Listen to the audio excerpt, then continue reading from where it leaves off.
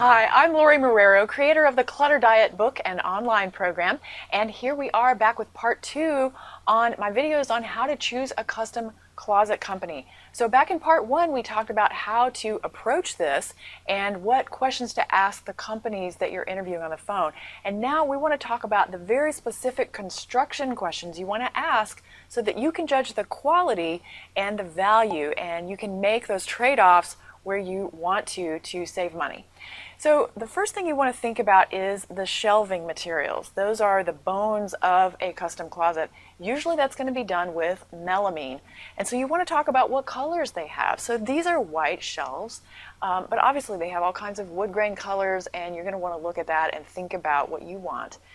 They can also do not just shelving but cabinetry. They can do glass doors. They can do all kinds of configurations based on your needs.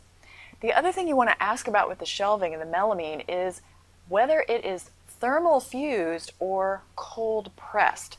So thermal fused melamine is going to be a little bit better quality than cold pressed, and it's not a showstopper. It's just a question you want to know when you're comparing the different bids and quotes that you're getting. The other thing you want to know about the particle board that's on the inside of the melamine is whether that is furniture grade or industrial grade. Industrial grade is going to be a little thicker, it's going to hold the screws better, so it is a little higher quality. The other thing you want to understand is the standard shelf depth. So how far back does the shelf go? A builder's standard depth is 11.5 inches, but often it's a great idea to go 14 or 16 inches. And the reason, like you're going to see here in this photograph, is that you're going to be able to store larger things like suitcases up on the higher shelves and not have things hanging over the edge. It just gives you a lot more options. I highly recommend doing those higher depth shelves. The next thing you want to talk about with them is the hardware. Is there going to be any plastic hardware involved in this installation, or are you going to have the higher quality metal parts? Here in this picture, you're going to see a picture of an oval hanging clothing rod.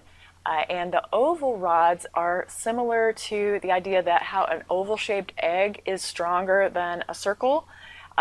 In nature, ovals are stronger, so it's just it's a more sturdy rod for you to hang lots more weight on.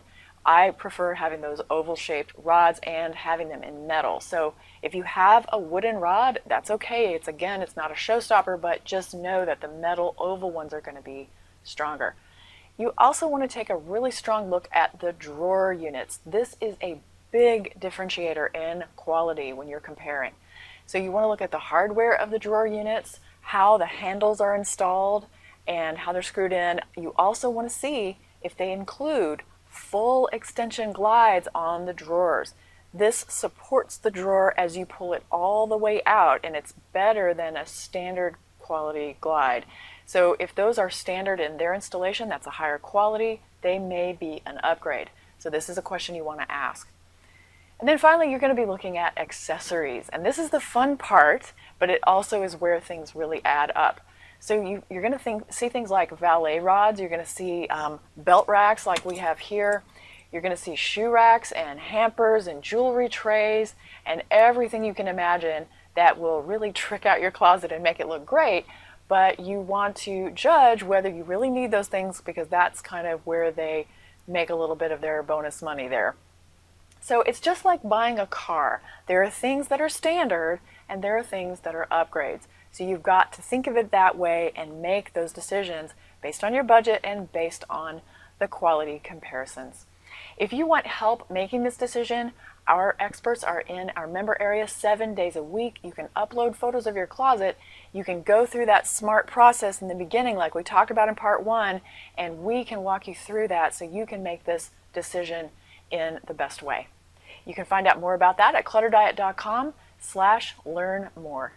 See you next time, and may you always be happy and grateful for having more than enough.